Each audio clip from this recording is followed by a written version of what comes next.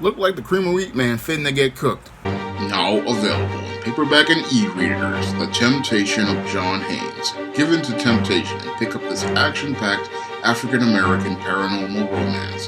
Get The Temptation of John Haynes in paperback and e-readers today. New York Mayor Eric Adams' approval rating has hit an all-time low with an approval rating of 28%.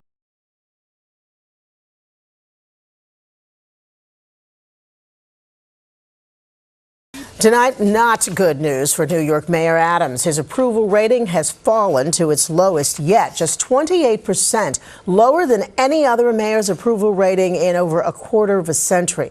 So what is driving New Yorkers' unfavorable opinions?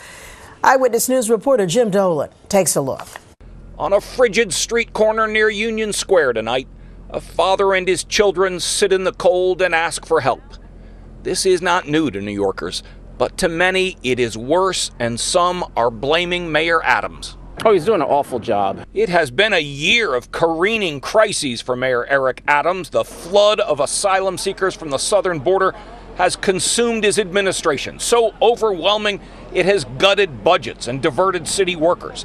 And Mayor Adams now is paying the price among voters. This is bad. In fact, it's the worst ever rating for a mayor. Yeah, a Quinnipiac College poll shows that a record 58% of registered New York City voters disapprove of the job Adams is doing. Just 28% approve. Among the most important issues, 72% disapprove of his handling of the homeless issue, 66% say he hasn't handled the migrant crisis well, and 60% say Adams, a former police officer, hasn't done enough about crime. Clearly, one of the things that people are responding to is what they see around them: homelessness on the streets, fear of crime. A spokesman for the mayor said incorrect polls come out every day, but the real numbers can't be questioned, he said. Crime is down, jobs are up, the city is in a better place under Mayor Adams' leadership. Maybe, but the voters don't seem to be seeing that yet. It's messaging, but it's also how people feel. And right now, the large number of homeless on the street, the large number of there's obvious examples of people acting out of the subway, etc. They give people a sense of what the city is like. The homeless rate is high. The crime is high, and the train station, the transit, it's awful. The two issues most on the minds of voters, according to the polls: crime and affordable housing. Two issues that have plagued New York City mayors through the ages. Now, Eric Adams' 28% approval rating is the lowest approval rating for a New York City mayor since 1996. And this low approval rating for Eric Adams is the latest embarrassment for New York's second black mayor, a second black mayor who is basically stumbling the same way David Dinkins stumbled when he was elected in 1989, and by 1993 had wound up alienating most New Yorkers because of his perception of being an ineffective leader and not being able to control all of the crime that was leading to a decline in the quality of life for most New Yorkers.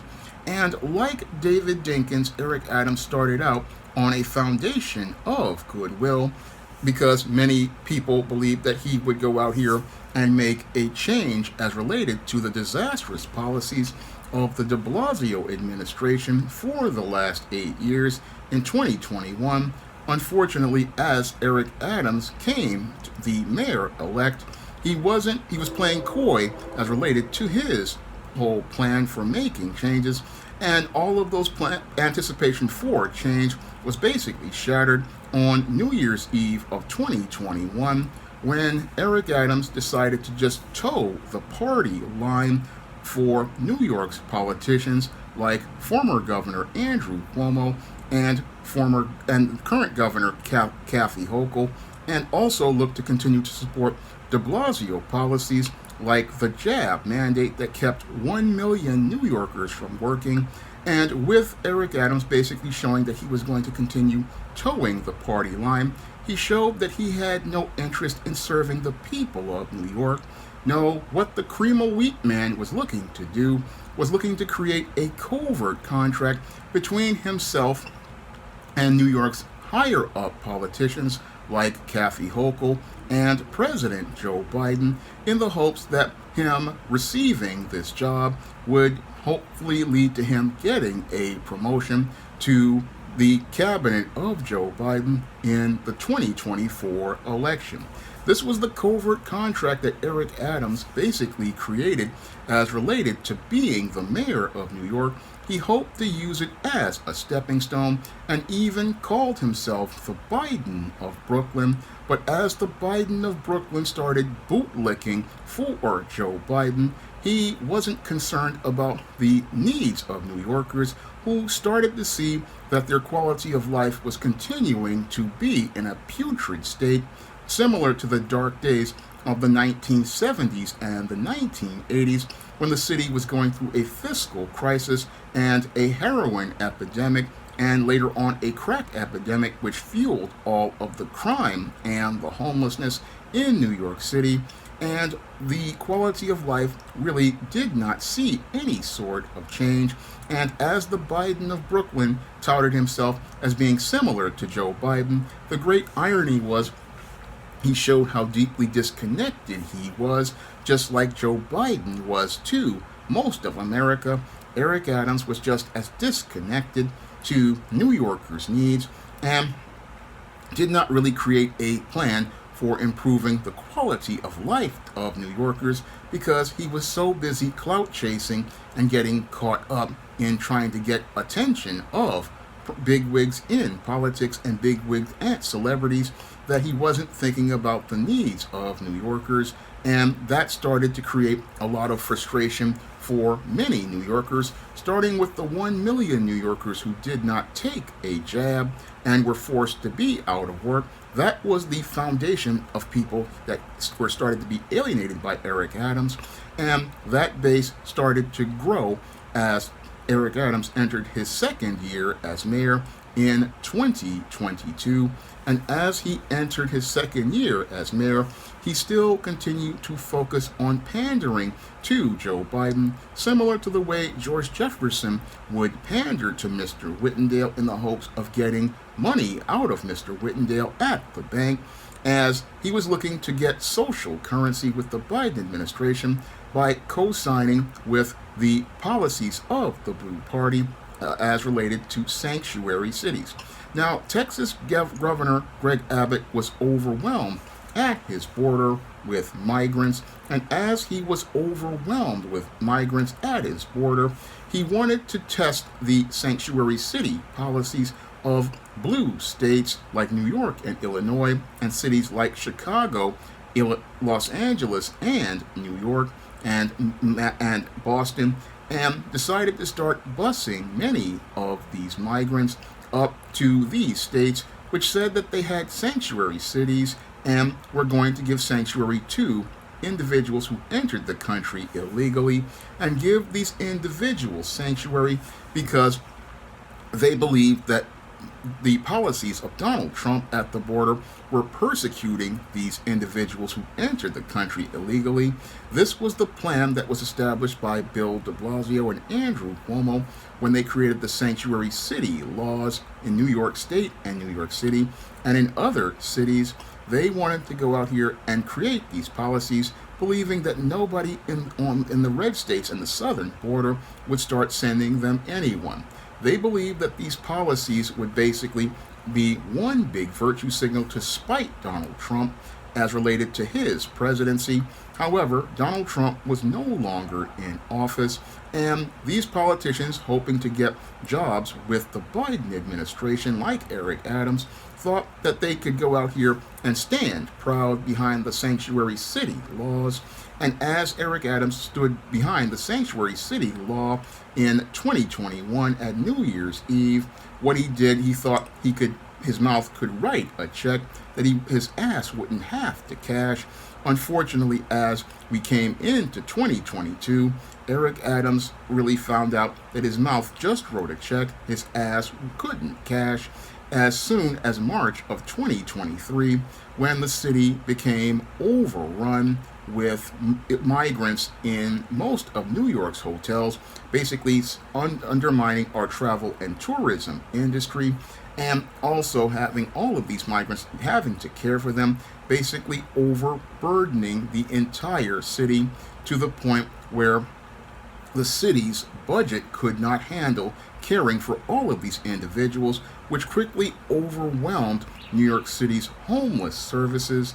And as they started to overwhelm New York's homeless services, they started to eventually start to overrun, again, most of New York City's hotels, and got to the point where Eric Adams had to actually go and lease space inside of the legendary Roosevelt Hotel and make it an intake center. And as he was becoming overrun and overwhelmed, he then started to change his course. But as he changed his course and looked to deter people from coming into the city by going down to the Mexican border, first by trying to talk to the Mexicans at the border, which was completely foolish, and trying to send flyers down there because most of the people down there can't even read or write in their own language. He started to become frustrated and overwhelmed because the number of migrants, which were basically at 30,000 at the beginning, started to overrun the system. And then as he was starting to become overrun with 100,000 migrants at the as they started to come into the Roosevelt Hotel, this is where Eric Adams started to change his course and say that the migrant crisis would destroy New York City. However, it was Eric Adams who created the migrant crisis in New York City, and it was that migrant crisis that he created in New York City that exacerbated the homeless problem in New York City, a homeless problem that had been plaguing the city since the 1980s because New York City's whole supply of housing was basically demolished, most of it because of all of the fires in places like the burnt down Bronx, and new policies as related to Section 8, and the fact that many people cannot really find affordable housing because the speculators have basically pumped up the market to insane levels.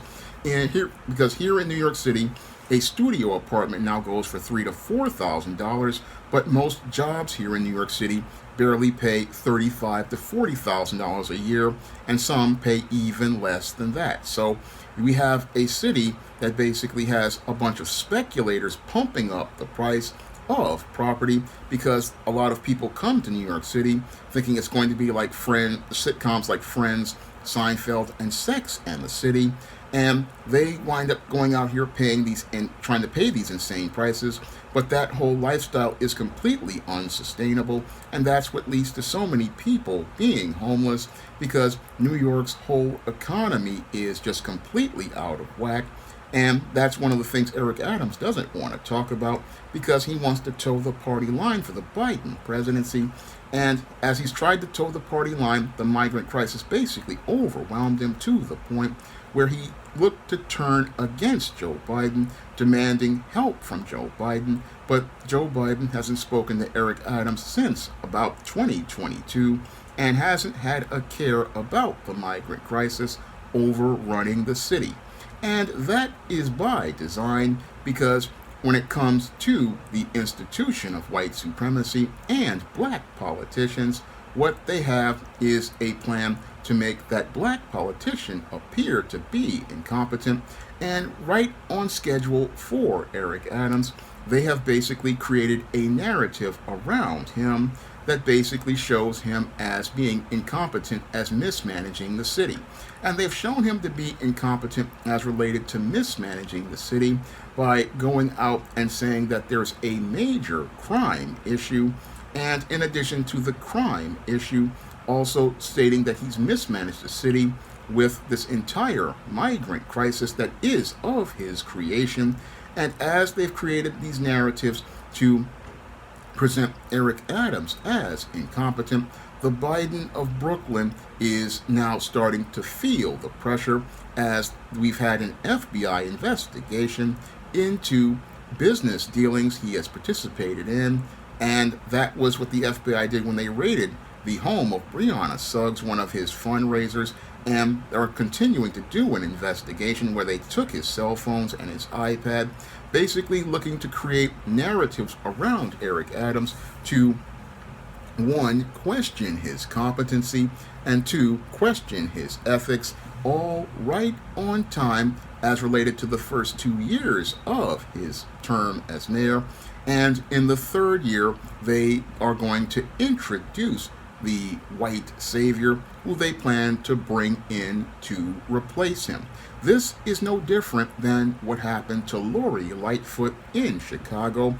Lori Lightfoot, when she was first elected, was heralded as the first black female alphabet mayor, and as she was heralded in that first 2 years, everybody loved Lori Lightfoot. However, they started creating narratives around Lori Lightfoot to demonize her as incompetent and question her competency and question her leadership. And those narratives basically led to Lori Lightfoot winding up where she wound up losing the primary. And the same thing is happening here in New York that happened to Lori Lightfoot, where what they did as they created the narratives that question her competency and her leadership, they started grooming Ray Lopez to replace Lori Lightfoot. However, the voters picked Brandon Johnson, which usurped their plans.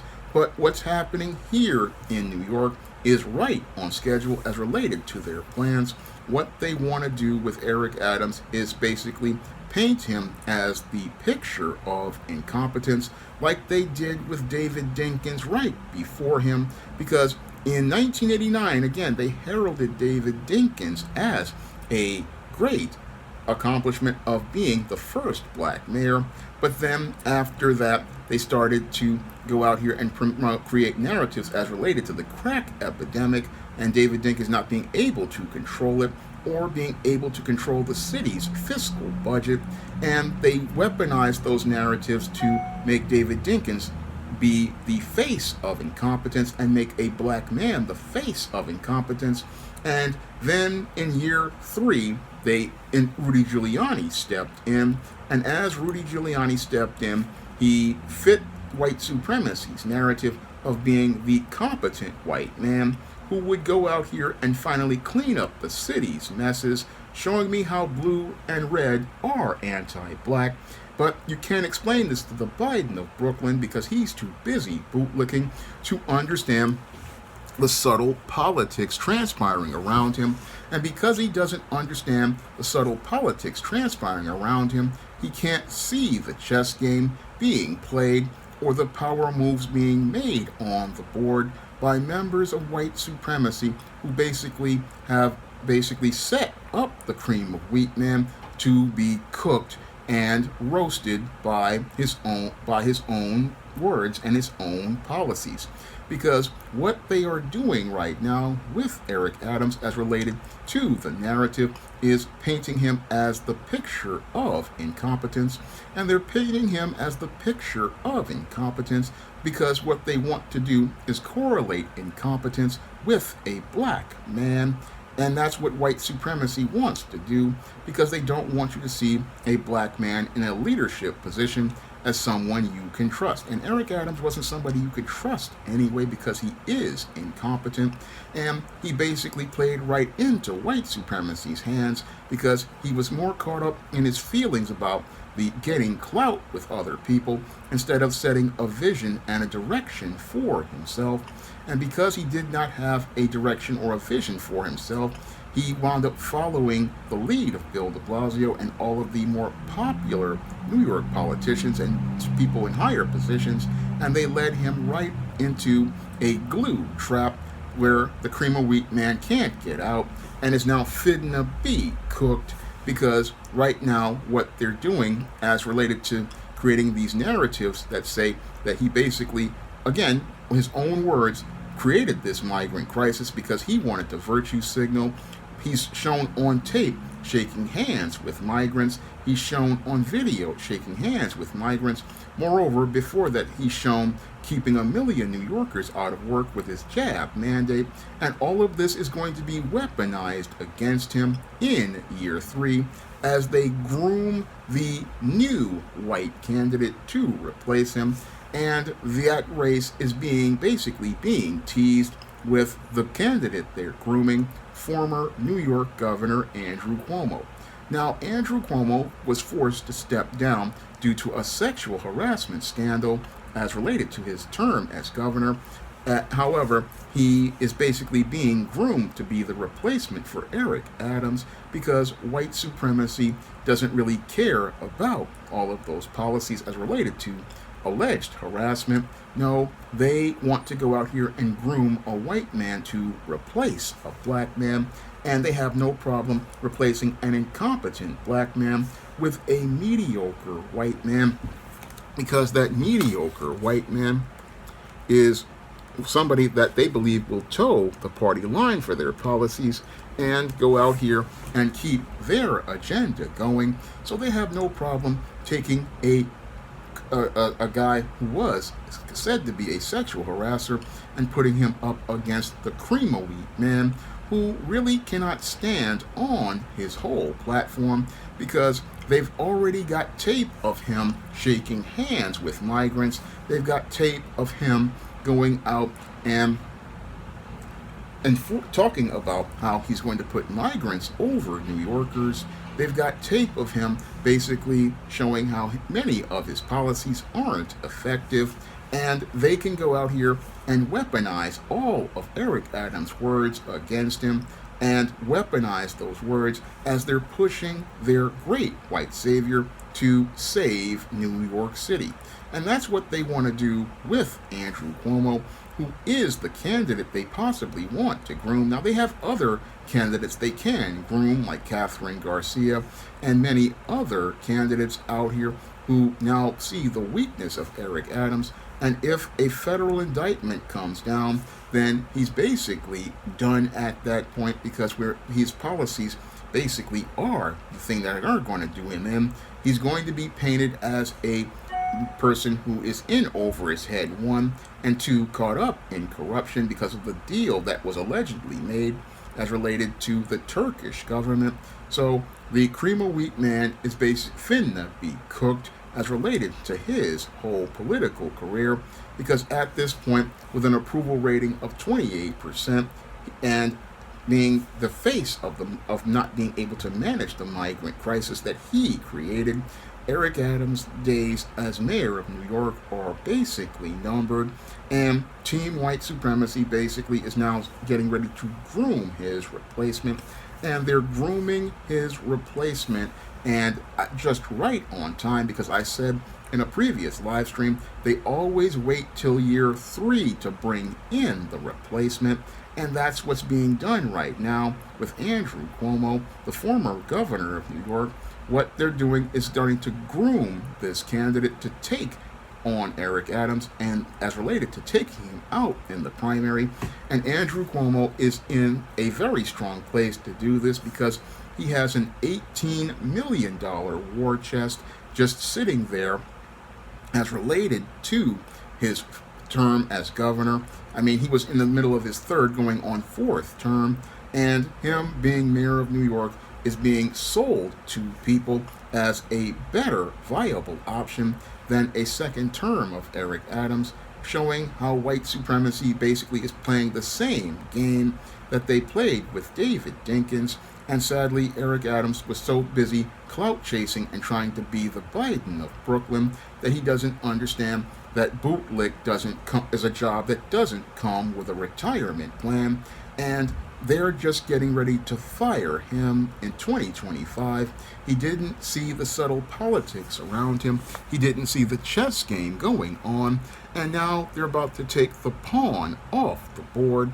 And they're taking the pawn off the board because the cream of wheat man was too busy playing Candyland, holding up a pink card, while the forces of white supremacy were playing pawn e7 to d5 and getting ready to take the knight d6 to take him out, which is Andrew Cuomo. So a viewer said to me, who would be the guy to replace him? Well, the white supremacists are now showing you the guy who is going to replace him.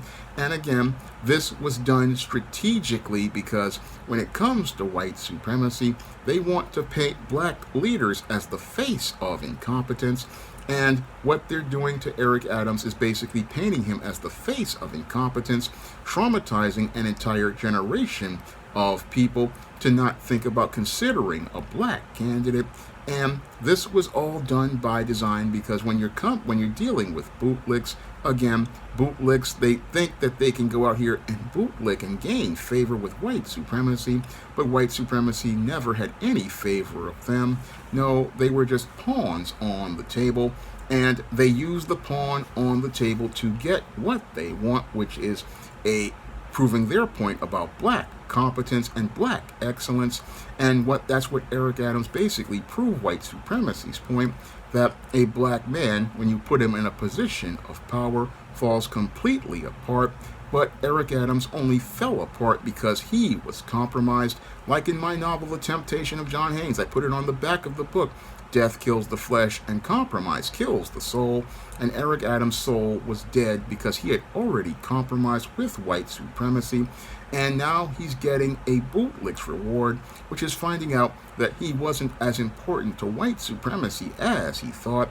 No, he was just another pawn that they used to go out here and win their chess game and show how white power is more important than anything as related to politics, because again, red or blue, they're both anti-black. And in the case of Eric Adams, he's learning this hard lesson too little, too late. Now, if you want to learn more about the subtle politics transpiring around people, you can pick up my novel, The Temptation of John Haynes, on Amazon.com in paperback and Kindle format. You can also find The Temptation of John Haynes at other online booksellers like Smashwords, the iBookstore, Google Play, and Barnes & Noble. And if you want to pick up any of the other books in the John Haynes series, you can find all of those books on Amazon.com as well in paperback and Kindle format. And you can also find them at other online booksellers like Smashwords, the iBookstore, Google Play, and Barnes & Noble. And if you want to see me make more videos about the subtle politics transpiring around us, you can send a donation to the Patreon, the PayPal, or the Cash App by clicking the link in the description box. That's all I have to say for this video. You can comment, rate, and subscribe. Now available in paperback and ebook, The Man Who Rules the World. John Haynes must bring together men and gods to overcome a threat that seeks to destroy the planet. The Man Who Rules the World. Now available in paperback and e-readers everywhere. Now available in paperback and e-readers, Isis, All About the Goddess. The Goddess Next Door bears all in the art studio to catch a campus stalker in this action-packed Isis series mystery. Get your copy of Isis, All About the Goddess in paperback and e-readers at online booksellers everywhere. Support Black-owned and Black-operated digital broadcast media. www.niceradionetwork.com.